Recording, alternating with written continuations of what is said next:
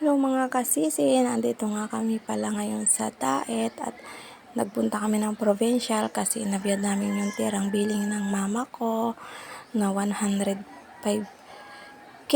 Pero okay naman na, kaya nagdiretso na kami dito sa palengke. Nagtiningin ako dito ng bulaklaks.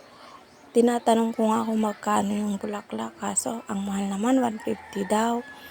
Tapos tinatawaran ko siya, kaso sabi nung ni nanay wala daw tawad, kaya naisipan kong bumili na lang ng maliit na rose kasi 50 pesos lang siya, kaya ng budget namin.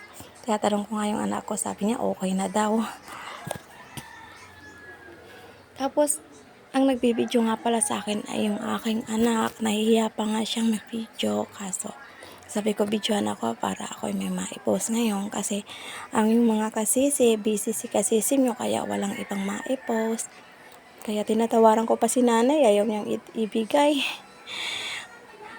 Kaya binigay ko na rin, sabi ko pabalot na lang ako nanay ng maayos kasi baka siya malanta, ay pag uwi namin ng Santa Elena ay lanta na.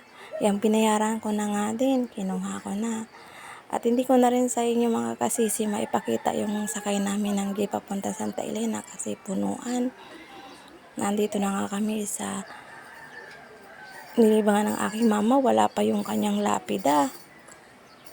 Tinitingnan ko nga yung bulaklak niya. Tapos sinindihan ko na yung kandila din niya kasi siging patay niya. Yan ang aking mama. Dati kasi yung inaano ko sa kanya yung cake niya na may kandilang maliit, ngayon malaki na. Tapos parang niluluko pa niya ako kasi tamo naman patay ng patay yung kandila. Pinagtitripan siguro ako ng mama ko. Pero gusto ko siyang madalaw kahit pa paano. Miss ko na kasi ang mama ko, saka ang hirap kasi mawalan ng magulang. Kaya pag nami-miss ko siya, napunta na lang ako dito sa kanyang puntod. Saka ang hirap pa kasi sa akin na wala siya kasi bago pa lang mga kasisi ko. Pero kailangan tanggapin kasi ito naman talaga ang punta natin. Kaya yun lang mga kasisi. Thank you for watching sa aking video hindi naman maganda.